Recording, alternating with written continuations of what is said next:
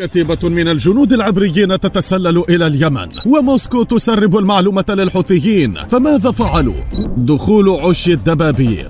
70 من الجنود العبريين والأمريكان يدخلون عش الدبابير، هكذا أعلنها الجيش الأمريكي ماكريغر، قائلا أن 70 جنديا من الكوماندوس العبريين والأمريكيين حاولوا التسلل إلى اليمن لمهاجمة الحوثيين واستعادة السفينة المحتجزة جالاكسي ليدر. هذا وأضاف الجنرال ماكريغر أنه تم تسريب معلومات الإنزال والتحرك اللوجستي إلى الحوثيين بواسطة قمر صناعي روسي، وتم إرسالها إلى الحوثيين عبر طهران، وبدورهم نصبوا لهم كمين محكم، مما أسفر عن مقتل العديد منهم، وكان أغلبهم من العبريين، وذلك وفق ما صرح به الجنرال الأمريكي. مهلا فنحن لا نتحدث دون مصادر. نعم، ها هو المصدر ذاته يتحدث أمامكم.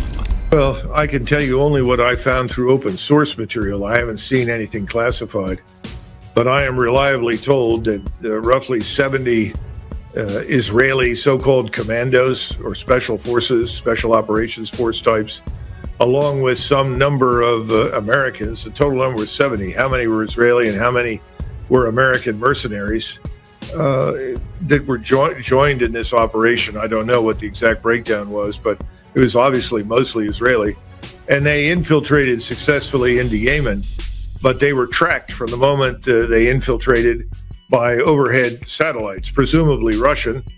And the Russians provided this information to the Iranians, who immediately telegraphed it to the Houthis. And whatever you say about the Houthis is that they're tough hombres on the battlefield. They set up an ambush and they killed all of them. And there is footage of the dead. And I haven't had a chance to examine